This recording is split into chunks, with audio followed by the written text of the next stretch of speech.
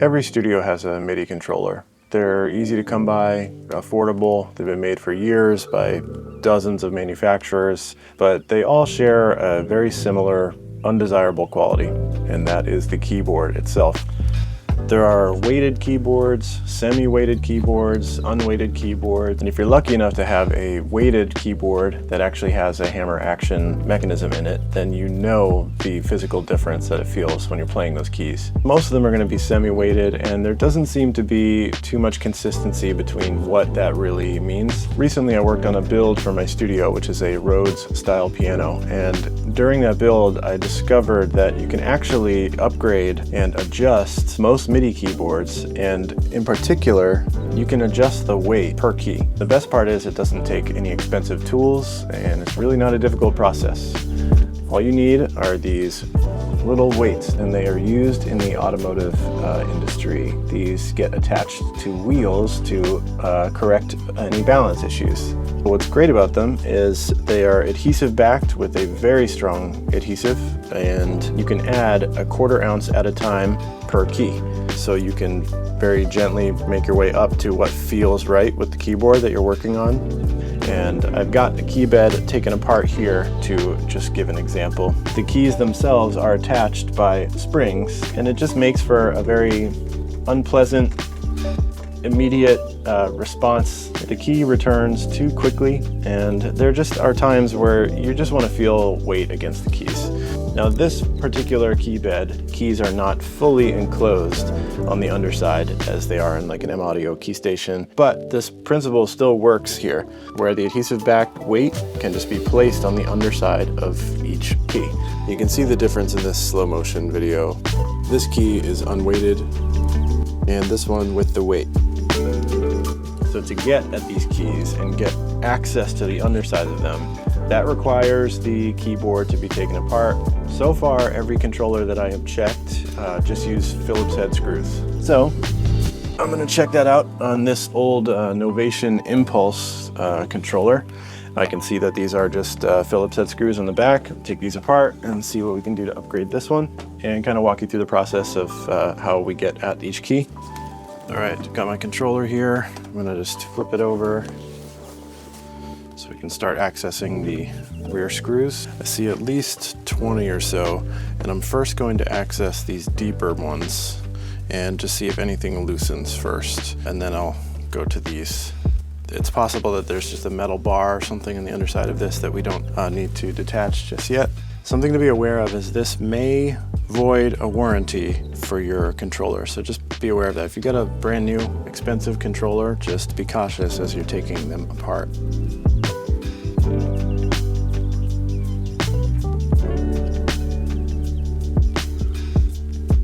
Got one more area here that's just biting a little bit. It's because there's one screw that I missed, that's why.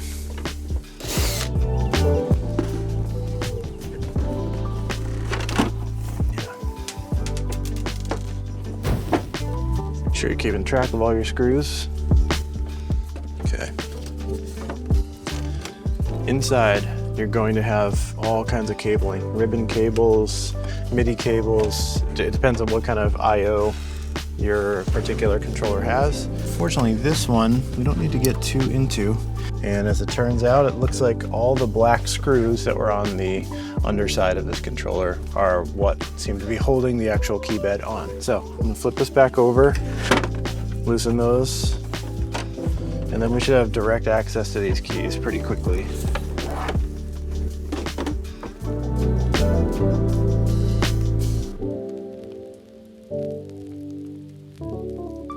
And these should just come right off. They do.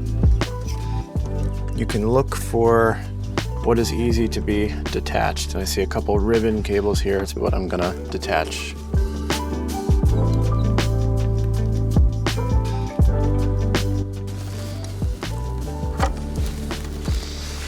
Okay, that's one ribbon. All right, and there's the second ribbon. So now this should be totally isolated. It is. All right, let's get rid of this case for right now. And here we are. It's the basics of pretty much every MIDI controller that I've gotten into. So the next move is just take your wheel weights. They're gonna come out in strips like this. And as I was mentioning, there's 7 grams a piece, 1/4 ounce, 7 grams. I found when I was doing the Rhodes project that the keys kind of handle about 28 grams or so. That was what felt right to me on the springs that I was using. You could probably go a little bit above that, maybe 1 additional weight. But you've got the cavity to work within, with the underside of the key here. And that fits 4 weights very easily. And nice to have a blade. Adhesive peels off the back. The weights do stick to one another pretty easily.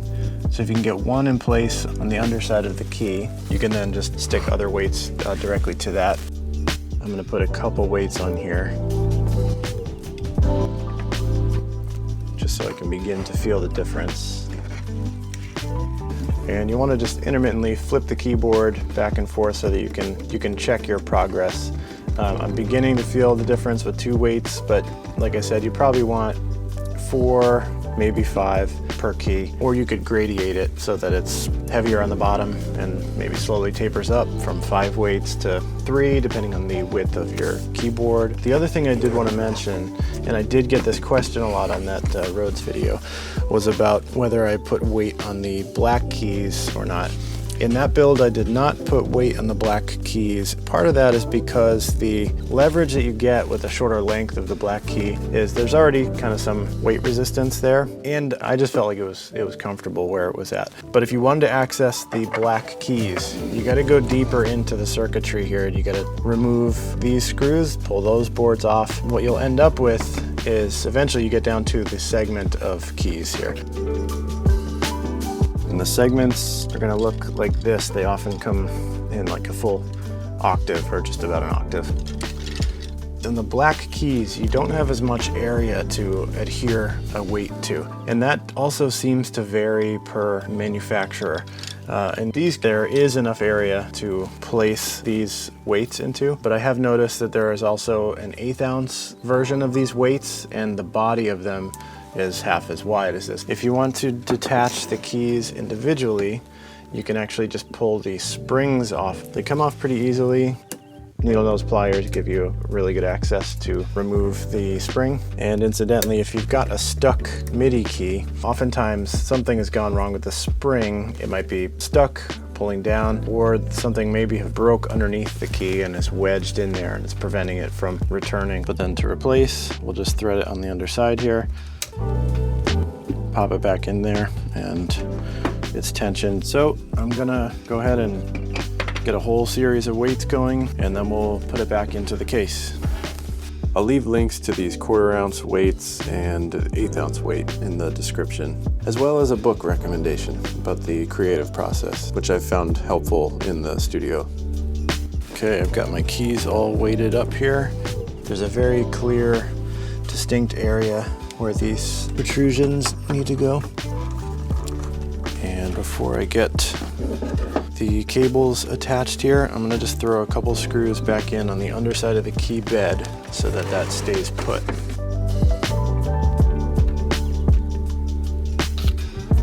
Don't need many, 2 or 3 will be enough to hold the keyboard where you want it. Then we'll get our ribbon cables back where they belong.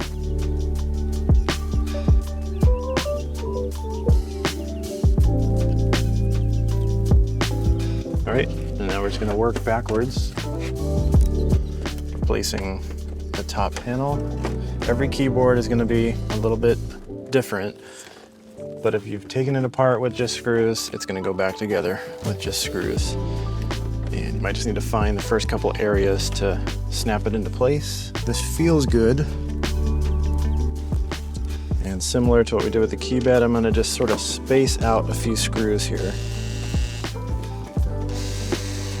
There we go, there's a bite there. I'm using a power drill, by the way. If you're using a power drill, you're gonna wanna actually be very light on the tension. If you're just using a screwdriver by hand, that's actually gonna give you a little more control. You just don't wanna over tighten it as you are replacing these things. Once you've destroyed the plastic there, It's just kind of a pain to get that back. You could super glue in a tiny bit of extra plastic or just something to resist the threads of the screw a little bit. There are times where there is a screw that's actually located on the underside of the sticker. I ran into this with an Arturia Mini Lab. I was trying to weight the bottom of these keys, and I had to pull this sticker off to access one additional hole. The keys on the Arturia Mini Lab are too tiny to fit these weights. They probably would fit the 1/8 ounce weight, but I did not have a set of those, and so I just put this back together. I thought it'd be kind of cool to have a portable, semi-weighted miniature keyboard, but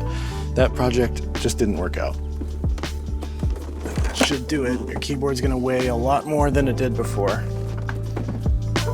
but it's gonna feel way nicer. Really gives a more substantial feel in the hand as you're playing. It's just got more resistance in the key, especially as you feel it pop back against that spring. I'm gonna bring this guy back into my studio and get it set up, but feel free to subscribe here if you're into some weird music related builds. And if you're looking for studio furniture, I own a business building studio furniture called Munster. So feel free to check them both out, and I will see you guys soon. Thank you.